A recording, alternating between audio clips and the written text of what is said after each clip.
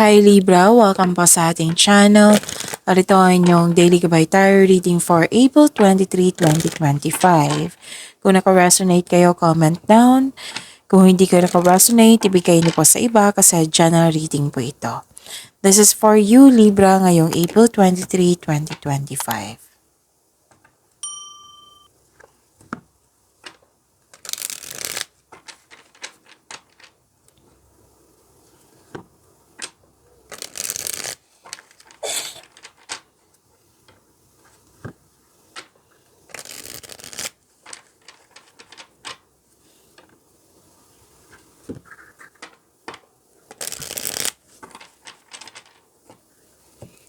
Para po ito sa inyo Libra ngayong April 23, 2025.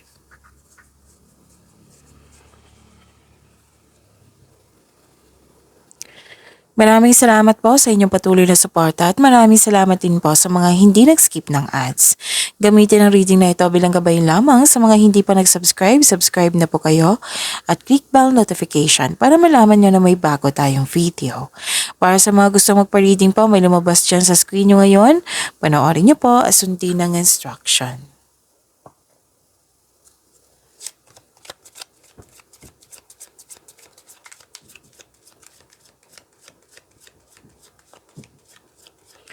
Spirits Guide, mga ganap pa para kay Libra ngayong April 23, 2025. I need 3 cards po.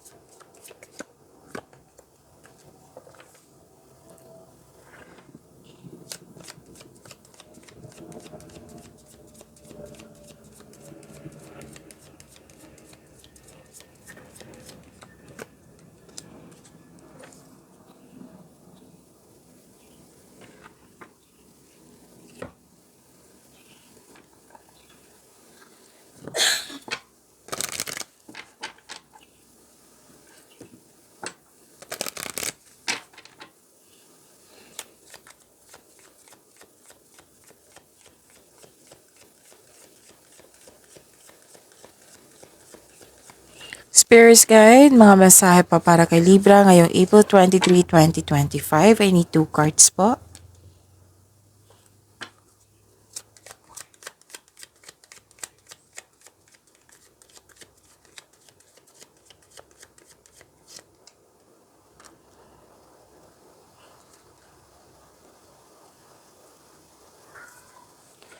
Libra, ngayong April 23, 2025.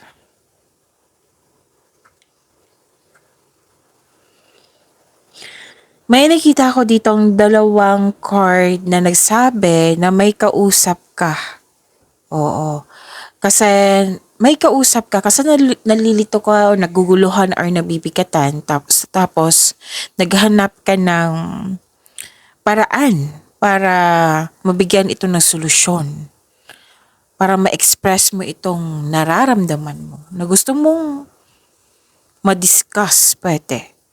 Basta 2 card po nagsabi dito na may kausap ka. Pwedeng mentor, advisor, wiser,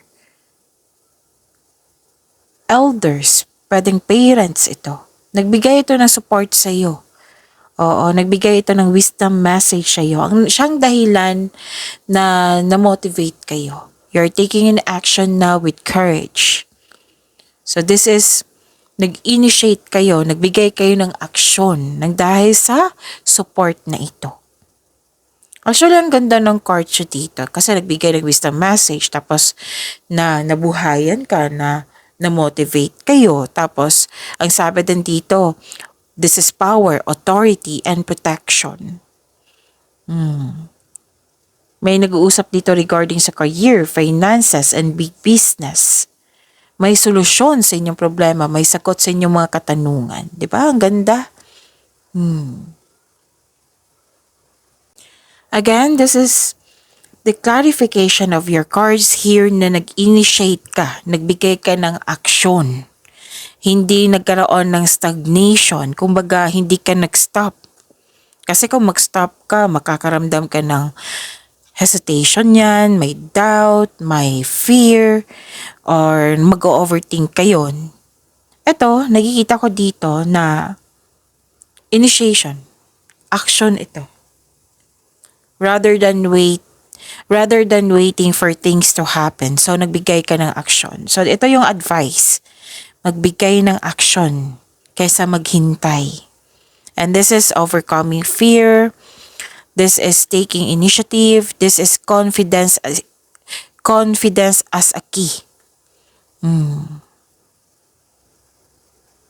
So, be bold and make the first move. Embrace the changes. Embracing change and stepping into the unknown with confidence. Kumbaga, huwag kayong matakot sa mga pagbabago. So this is an action. And this is a time for healing. Pwedeng pag-let go iyan. So heal yourself, sabi ng card.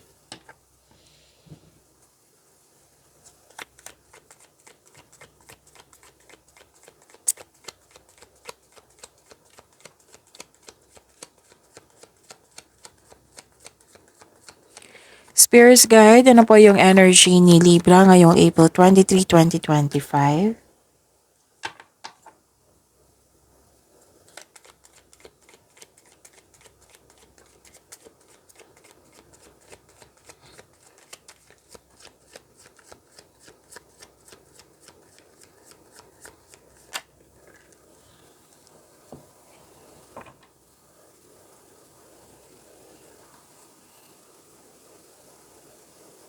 Kung may narinig kayo or may nakita kayong repeating message, like for example, nanood kayo ngayon ng April 22 video reading nyo, Libra, at ngayon may napansin kayo na repeating message, yan po yung pinupush ng cards nyo na kailangan yung bigyan ng atensyon, solusyon at aksyon kung maaari po. Remember, Libra, at the end of the day, alam mo na ikaw lang taong may kakayahan at responsable na gumawa ng sarili mong katotohanan at kinabukasan. So, ano yung energy ni Libra?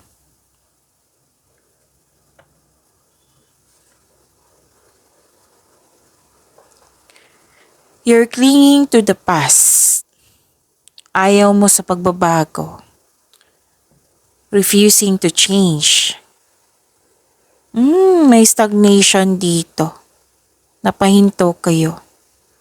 Kaya nga sabi ng card dito be bold and make the first move. Huwag kayong huminto, kundi bigyan ng aksyon. Magkaroon ng action or mag-initiate. Parang actually, dalawang card po kasi nagsabi dito na may pagbabago. Bigla ang pagbabago po ito. Pero hindi nyo nagustuhan yung pagbabago. Ayaw mo sa pagbabago. It might be may unhealthy connection pa kayo sa nakaraan. Tapos napipilitan lang kayo sa pagbabago ngayon.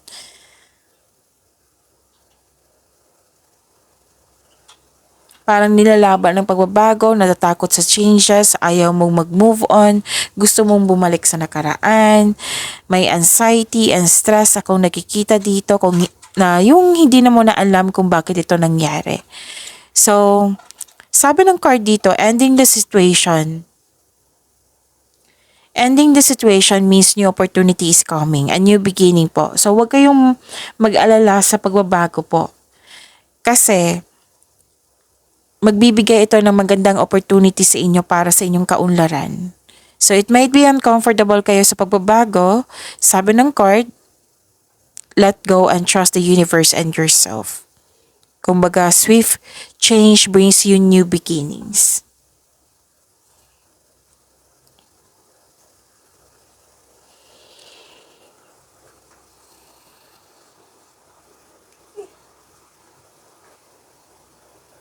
May reminder ang card nyo dito, Libra, na kung may gagawin kayo or may desisyon kayo ngayon or plano, siguraduhin yung karapat-dapat. Galingan nyo, gamitin nyo yung experiences nyo, yung skills nyo, yung talino nyo, basta makabuo kayo ng konkretong plano or best decision or best choices. Kasi may nakita akong pagsisisi dito. Kung Kung hindi pa ito nangyayari ha, so galingan nyo sa paggawa ng desisyon, best choices, best decision, konkretong plano. Kaya yan yung assignment nyo. Kasi kung hindi kayo, kung magpabaya kayo, may pagsisisi akong nakikita dito. Pwedeng nangyari na ito, na may pagsisisi. Pero kung hindi pa nangyari din, galingan nyo. May nakita ko dito ang babalik yung tao na nanloko sa'yo. Actually, nakita ko dito, di ba, mas gusto mo yung nakaraan kaysa ngayon. You felt trapped. May fear of letting go. Ayaw mo talaga sa pagbabago. It might be sa situation mo ngayon, it might be sa emotion mo ngayon, nararamdaman mo. Pero gawin mo to, oh. Yung lumabas sa oracle cards na di ba, nabibigatan ka, nahihirapan ka, nalilito ka, na lumapit ka sa isang tao, na mentor, wiser, pwedeng boss, amo, pwedeng elders, most likely elders to parents ba? Para ma-express mo yan, yung daladala mo.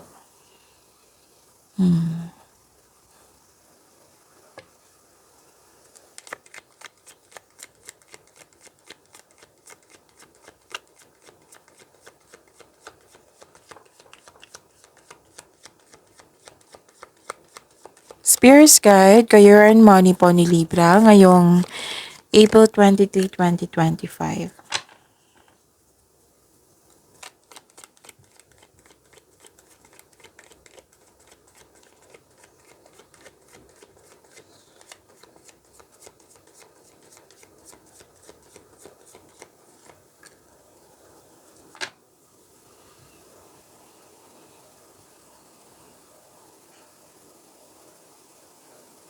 Sa career and money niyo po. Actually, may nakita akong celebration dito, pero wala kayo sa mood. Pwedeng hindi kayo masaya or wala kayo sa mood or pagod kayo. Sabi ng card, kung pagod po daw kayo, magpahinga. Para pag re-energize na kayo, makapag-celebrate na kayo.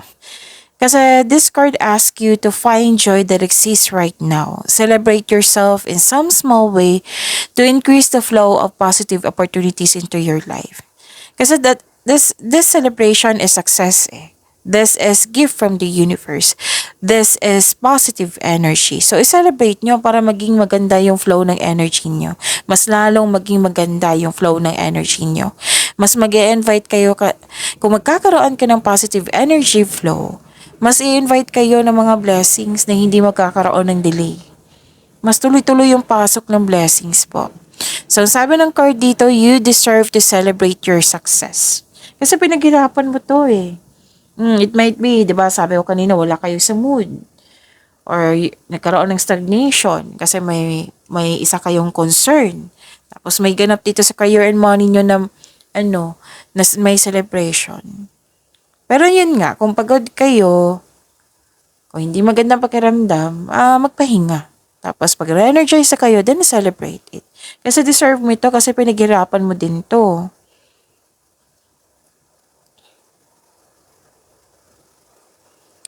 And this is generosity kasi naka-receive kayo ng blessings. This is generosity and sharing of resources. Actually, ang ganda kasi makaka-receive ka ng malaking pera. Pwede din return investment. Tapos, or pwede din na promotion ito. Pwedeng pagtaas ng sweldo, allowance, kita, or posisyon. Nagbibigay ito ng happiness sa iyo.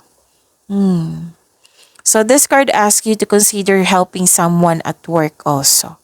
So, yun makaka-receive ka ng regalo. Nakikita ko yung happiness mo dito. So, dito tayo mag-focus sa sa na-receive nyo. Kasi ang ganda.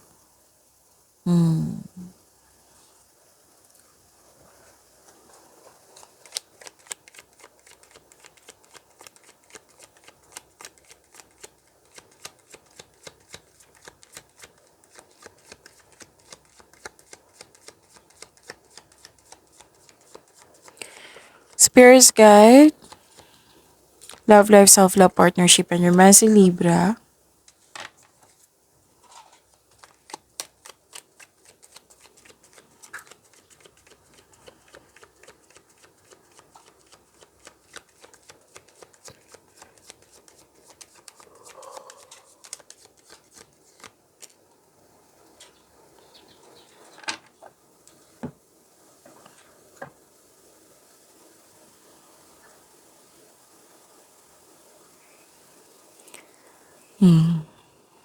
Nakikita ko dito, pwedeng may nag-alaga sa inyo kasi may mother figure din ako nakikita dito. Pwedeng kayo ang nag-aalaga. Again, pwedeng kayo ang inalagaan. Pwede din kayo ang nag-aalaga sa family, sa partner nyo, sa inyong sarili. Oo, may mother figure ako nakikita dito sa oracle cards. Pwedeng siya yung kausap mo. Pwede, at andito din yung feminine energy. Pwedeng ikaw ito. Okay, remember, this is walang gender to. Pwede sa lalaki, sa babae, sa lahat ito. Pero may nakita akong energy dito na feminine energy. It might be this is you kung ikaw ay isang babae. Pwede din yung kausap mo na isang mother figure, feminine energy kasi lumabas siya sa oracle cards at sa tarot cards. Kung wala kang idea kung sino yung gusto niyo sa kausapin din, kausapin mo yung feminine energy or isang mother figure. It might be siya yung magbibigay ng pamper sa iyo, magbibigay ng wisdom message sa iyo. You have a wonderful romance, loving, maalaga at compassionate. Okay, sa mga single dito, may dito, may parating sa inyo na marunong magbalanse sa emotion. Very loving din. So, it might be hindi it might be. Kasi nakikita ko dito yung energy ng isang mother figure. Pwedeng may nanganak, pwedeng may nabuntis, pwede din nag-alaga ka as a mother, pwedeng inalagaan kayo ng mother figure. May nakita rin ako ditong group of people, family and children. Nagbigay ka ng panahon. So it might be this is your way para mawala yung stress mo. Actually, marami kang naiisip dito na ideas para sa ikakabuti ng inyong sarili, sa inyong connection sa isang tao. So next, some of you nag-spend time sa bahay. Kaya pala may mga bata dito at mga grupo ng tao. So some of you nag-spend time sa bahay.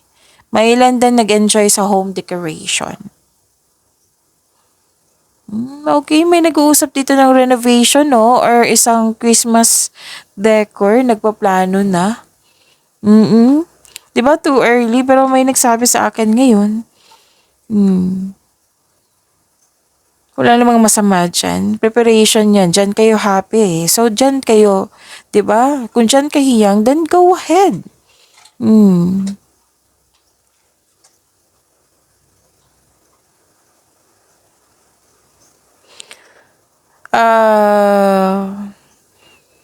Nakikita ko yun dito eh. The mother figure. May well-experienced na. Kung wala ko ngayong idea, kausapin mo siya. Para magiging okay ka na. Libra. Napahinto ako kasi may naalala ko kanina na pinag-usapan ng mom ko. Oo, kasi nanood siya ng Catholic Mass ng Vatican City. So, pangarap namin makapunta doon. So, nagsabi ako na kung may sapat na tayong pera, then pwede tayong bumisita dyan, magbakasyon. Sana, kung may sapat na pera. Kasi pangarap wala namang masama sa pangarap, diba? So, may naalala ko lang kasi may sabi ako kanina dito na mother figure din dito. So, may kausap din ako ng mother figure kanina. Na-express ko. Hindi naman ako Libra sa mga nagtatanong. Libra si Miss Jav? O hindi pa ako Libra.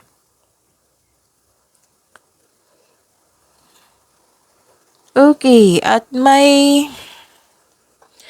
Andito pa rin Libra. Sa energy cards nyo dito rin. 3 card na mismo nagsabi dito na hindi mo siya lubusan tanggap yung mga pagbabago po.